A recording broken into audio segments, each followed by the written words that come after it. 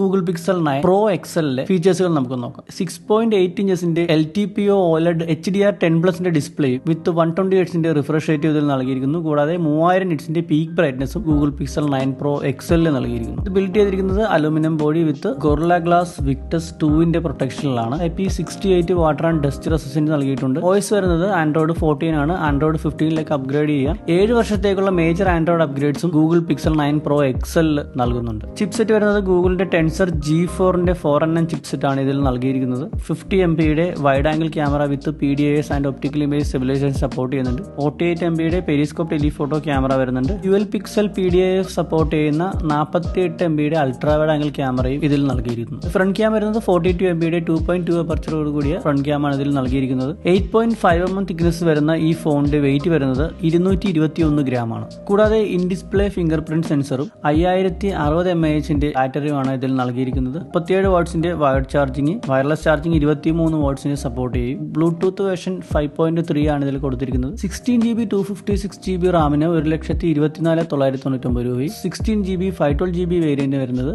1,39,999 രൂപയാണ്. കൂടുതൽ വീഡിയോസിനായി subscribe the channel.